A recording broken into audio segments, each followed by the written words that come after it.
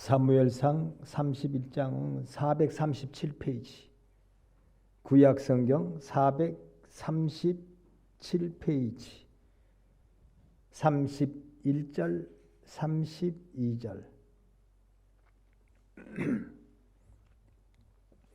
437페이지. 어떤 사람이 다윗이 한 말을 듣고 그것을 사울에게 전하였으므로 사울이 다윗을 부른지라.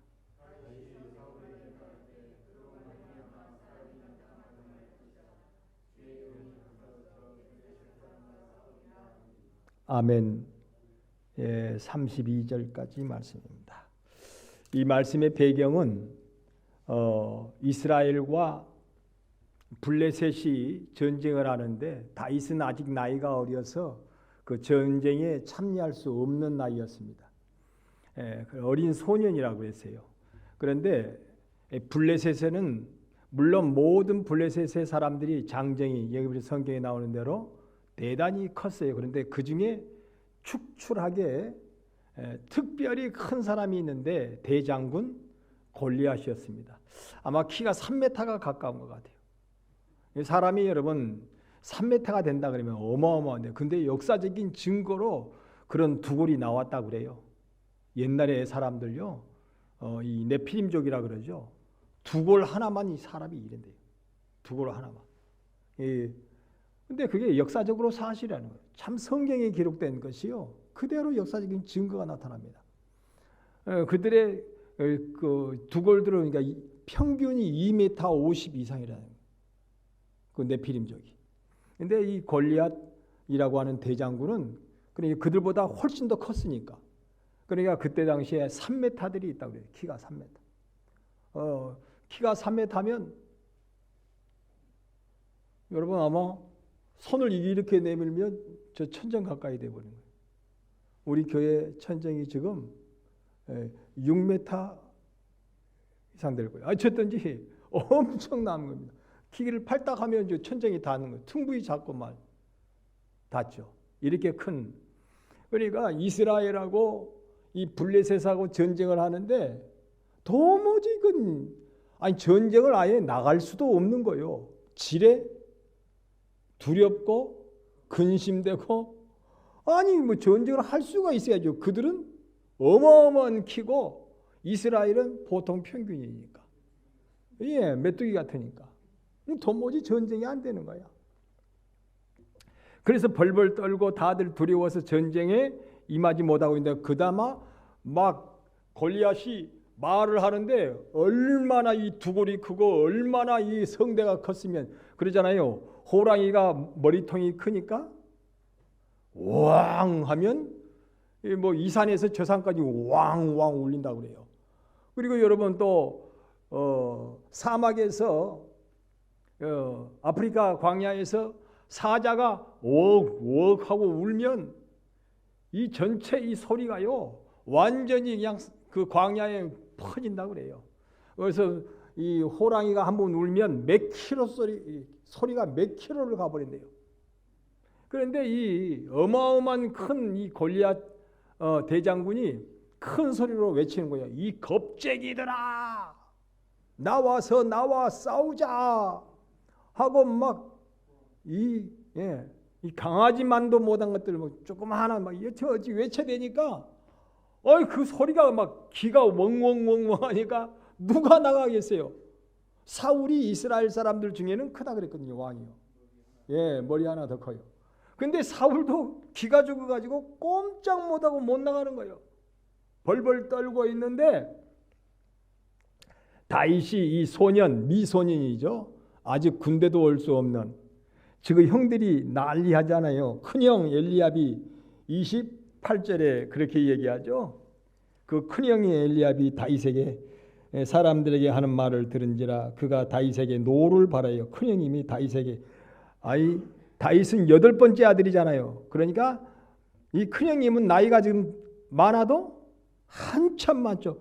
1살 터울이라 하더라도 8살이고 2살 터울이면 286, 16살이에요. 16살이 많은 그런 터울이죠. 말을 그에게 다윗에게 노를 바라여 이르되 내가 어찌하여 이리로 내려왔느냐? 네가 어떻게 전쟁터로 왔느냐? 이 어린 놈이 이거 말이죠. 들에 있는 양들을 누구에게 맡겼느냐? 양이나 치고 있지 아버지 양을. 너 왜 여기 왔냐는 거예요. 나는 네 교만과 내 마음의 완악함을 아노니 너가 전쟁을 구경하러 왔도다. 이 어린 놈이 왜 전쟁에 구경하러 왔냐는 거예요. 다윗이 이르되 내가 무엇을 하였나이까? 어찌 이유가 없으리까 하고 돌아서서 다른 사람을 향하여 전과 같이 말하며 백성이 전과 같이 대답하니라. 그래서 다윗이 두려워할 필요 없다는 거예요. 저 골리앗을 내가 상대해서 싸우겠다는 거죠. 그래서 그 소리를 듣고 사람들이 왕에게, 사울 왕에게 그 얘기를 전합니다. 그리고 어떤 사람이 다윗의 이 한 말을 듣고 그것을 사울에게 전하였으므로 사울이 다윗을 부른지라. 다윗이 사울 왕에게, 사울에게 말하되 그로 말미암아, 그 골리앗으로 말미암아 사람이 낙담하지 말 것이라. 주의 종이 가서 저 블레셋 사람과 싸우리이다 했습니다. 아니 지금 이스라엘이 다윗만도 못한 사람이 다 군인으로 나왔단 말입니까? 다윗은 키도 조그마한 사람인데, 아직 어린 미소년인데 온 이스라엘이 지금 벌벌 떨고 있습니다. 벌벌 떨고 두려워하고 있는데 다윗이 못 참겠는 거예요. 하나님의 이름을 욕되게 하니까, 골리앗이 하나님의 이름을 욕되게 하니까 전쟁에 자기가 나가서 이 일을 처리하겠다는 거예요. 여러분, 다윗이 그때 다윗이라고 육체가 있는데 안 두려웠겠습니까? 무섭지 않냐 말이야. 다윗도 무섭고 두려웠습니다. 그런데 하나님의 이름이 모욕을 당하는 걸 더 이상 볼 수가 없어서 목숨 걸고 나가겠다는 거예요. 그래서 이스라엘 역사 가운데 오늘 본문의 내용이 이제 다윗이 처음 등장하는 그런 대목입니다. 이스라엘 역사 가운데 다윗이 처음 등장하는 거예요. 여러분, 이 사건을 이후에 백성들이 뭐라고 그랬어요? 사울이 죽인 자가 1000이면 다윗이 블레셋을 죽인 자는 만만이라 그랬어요. 이 사건을 통하여 다윗이 이제 이스라엘에 나타났을 때에 많은 사람들이 와, 과연 믿음의 사람이다. 믿음의 사람이다. 여러분, 우리의 믿음의 현장 속에서도요, 두려울 때, 근심될 때, 염려될 때, 낙심될 때, 오늘 다윗이 그랬잖아요. 낙심하지 말아라. 낙심하지 말아라.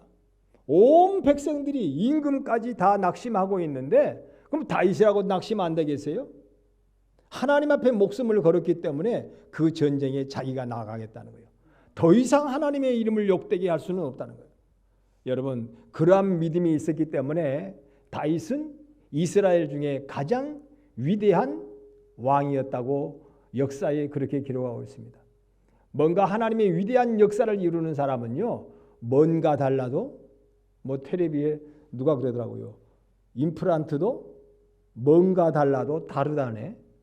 그 다음에 또 뭐더라? 무슨? 탕 종류가, 탕 종류? 곰탕이든가, 뭐 설렁탕이든가, 그 텔레비 나오더라고요. 아니, 왜 7,000원이고 왜 10,000원이냐 그러니까 똑같은 곰탕인데 뭔가 달라도 다르겠죠 그러더라고요. 여러분, 하나님이 쓰시는 자는 뭔가 달라도 다르겠죠. 예.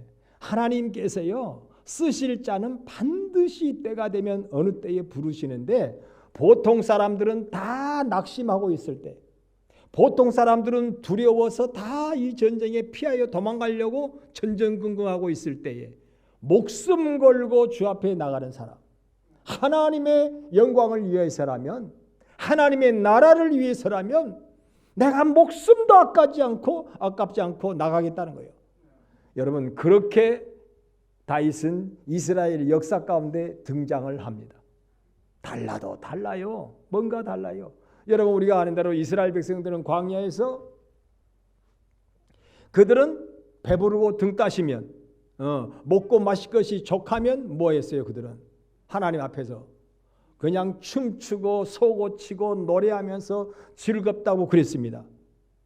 그런데 하나님은 그렇게 배부르고 등 따실 때에 평안할 때에 춤추고 노래하는 것보다도 여러분 이 하나님의 나라가 위급함을 당할 때 위험을 당할 때 목숨 걸고 나오는 사람을 더 하나님은 뭐예요? 기뻐하시는 거예요. 사람은 그래요. 그래서 이스라엘 백성들은 항상 보면 배부르면 찬양하고 노래하고 하나님을 기뻐했습니다. 그런데 하나님께서 그걸 아시고 그들에게 줄이고 목마름을 주셨어요. 그렇잖아요. 일부러 목마른 길로 그들을 이끌어 인도하셨어요. 그러니까 금방 그들은 뭐에 또 나와요? 원망과 불평을 했습니다. 그래서 여러분 우리는 우리의 육체는 누구든지 그렇다는 거예요. 우리의 육체의 속성은요. 배부르면 하나님 감사합니다. 예. 배고프면 아이고 하나님 뭐 하시는가 몰라. 그러면서 은근히 내 속에서 뭐가 나와요? 자꾸 원망이 나오고 불평이 나오고 우리 육체입니다. 누구든지 그래요. 누구든지. 예. 이스라엘 백성들만 그런 것이 아니라 오늘날 우리들도 똑같아요. 조금 어려움이 임하면 그렇게 낙심하고 오늘 낙심한다 그랬으니까 또 원망하고 불평해요. 조금만 어려우면. 그런데 믿음의 사람은 하나님이 그때 보시는 거예요. 믿음이 없이는 하나님을 기쁘시게 못하고 하나님을 사랑하는 마음이 없이는 결코 선하심을 이룰 수도 없고 하나님이 우리를 통하여 선을 이루실 것으로 믿고 나가는 그런 믿음이 없이는 결코 이 일을 할 수가 없는 거예요. 결코 이 일을 할 수가 없어요. 우리 믿음에 그래서 대부분 육체의 관심은 지금도 하나님의 의를 이루려기보다는 배부르는 것에 목적을 둔다 그 말이죠. 하나님은요. 다윗이 나중에 다윗이라고 다 온전했나요? 그렇지 않았잖아요. 다윗이 범죄했죠. 범죄의 사건은 너무나 잘 알리니까 우리가 생략을 합시다. 그때 나단 선지자를 통하여 책망을 받고 하나님 앞에 연단을 받습니다. 눈물의 길을 걷습니다. 그때부터. 다윗이 그렇게 눈물을 흘려요. 눈물을 흘리는데 그때에 만약에 그것을 거절했더라면 다윗이 하나님의 징계의 사건을 통하여 하나님을 거절했더라면 그는 그렇게 하나님 앞에 귀한 자로 쓰임받을 수가 없어요 분명히. 그런데 그는 하나님의 징계하심 속에 이건 하나님의 사랑이라는 거예요. 이것은 하나님의 은혜라는 거예요. 그래서 하나님은 여러분 하나님은 죄를 미워하신다 그랬잖아요. 죄를 하나님은 사랑의 하나님이시지만요. 은혜의 하나님이시지만 죄까지 하나님은 사랑하시잖아요. 죄인은 불쌍히 여기시지만 죄는 하나님이 미워하셔요. 죄인은 불쌍히 여기셔요. 그런데 죄는 하나님이 사랑하실 수가 없어요. 용납하실 수가 없어요. 그래서 하나님이 그 죄를 지은 다윗을 철저히 그렇게 징계를 하십니다. 철저히 징계를 하셔요.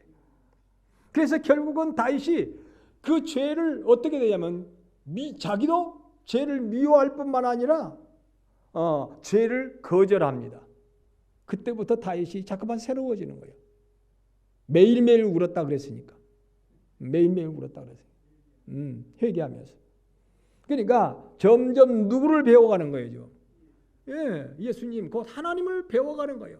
너희는 나를 내게 와서 배우라 그랬잖아요. 점점 배워가요. 그러니까 하나님의 속성이 죄를 미워하듯 다윗도 점점 그 사건을 통하여 죄를 미워하게 돼 있어요. 여러분 그러잖아요. 뭐에 놀란 가슴이 뭐에도 놀란다고. 하나님 앞에 그렇게 징계를 통하여 이제는 죄를 보면 그냥 놀랄 수밖에 없어요. 아 이게 안 된다. 이거 안 된다. 이러한 죄는 안 된다는 거예요. 그것이 연단을 통하여 징계를 통하여 이루어졌던 거예요. 그렇지 아니하면 다윗이 왕권을 통해 그 아들 솔로몬 보세요. 이건 뭐 말 그대로 그런 징계를 모르니까 그죠? 말 그대로 뭐 허랑방탕하게 살았잖아요. 솔로몬이. 그래서 결국은 나라도 잊어버리고 자손들도 잃어버리고 다 잃어버리는 그런 꼴이 되었습니다. 그래서 하나님은 믿음의 사람, 의인의 사람을 만드시려고요. 하나님이 기뻐하시는 사랑하시는 사람을 만들려고 부득불 사랑하시는 자를 뭐 하신다고 그래요?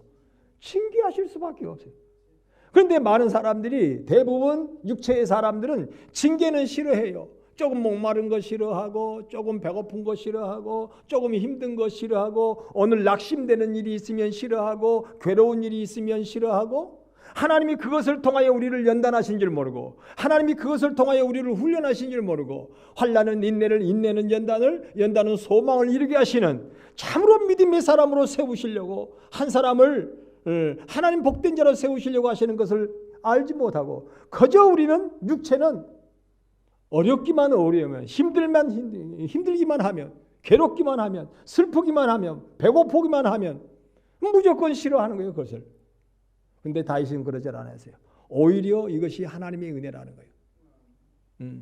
하나님의 징계가 없이는 이 사실을 몰랐고 하나님의 징계가 없으면 이것을 내가 거절할 줄 모르는 그런 삶을 살았기 때문에 오히려 하나님의 사랑 계속 여호와는 나의 목자시니 내게 부족함이 없으리로다.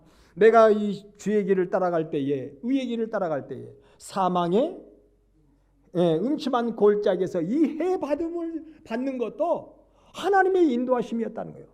해받은 것도. 그러니 그것도 나에게 다 족한 것이다. 하나님의 인도하심이었다. 그것이.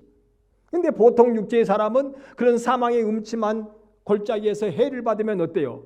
그냥 원망하고 불평하고 하나님 내가 뭘 잘못했습니까? 얼마나 다른 사람보다도 내가 잘못했기 때문에 다들 그렇잖아요. 왕쯤 되면 이쯤 하는 것도 뭐 당연한 것처럼 죄를 당연한 것처럼 합리화시킬 거예요. 팥값이 837원이라든가 합리화 그걸 따지는 것이 아니었잖아요. 예. 합리화하지 않았어요. 하나님 내가 죄인입니다. 내가 죄인이라고 엎드렸어요. 울었어요. 그렇게 울었어요. 그렇게 우는 세월 가운데 다윗은 점점 새로운 사람이 되어버렸습니다. 새로운 사람이 되었습니다. 여러분 우리는요 관심이 자꾸만 내가 현재에 지금 우느냐만 관심을 갖습니다. 내가 현재 지금 배부르냐 배고프냐에만 관심을 갖습니다. 내가 현재 목마르냐 목마르지 않느냐만 관심을 가져요. 근데 하나님께서는요 목마른 길로도 인도하시고 배고픈 길로도 인도하시고 좁고 협착한 길로도 인도하시고 사망의 음침한 골짜기로도 인도하셔서 우리를 교육하시는 거예요. 교육하시고 책망하시고 바르게 하시고 의로 행할 수 있는 사람이 되게 하시려고 그러시는 거예요. 하나님이 다윗을 그렇게 사랑하시니까. 여러분 다윗을 사랑하시는 하나님 나와 여러분 또한 사랑하시는 줄로 믿으시기를 바랍니다. 그래서 그 포커스가 그의 다윗의 포커스는 의에 하나님의 의에다가 맞춘 거예요. 우리는 찬송을 할 때 그럽니다. 나 주님의 기쁨 되기 원하네. 주님의 기쁨을 찾아야 자기 기쁨을 찾아야 돼요. 내 기쁨을 찾는 사람은요 물 안 마시면 원망이 나와요. 배 고프면 또 불평이 나와요. 조금만 힘든 거 괴로운 일을 만나면 하나님을 대적하는 행위를 해요. 그런데 다윗은 그러질 않았어요. 하나님의 의를 찾았어요. 배고픔 속에.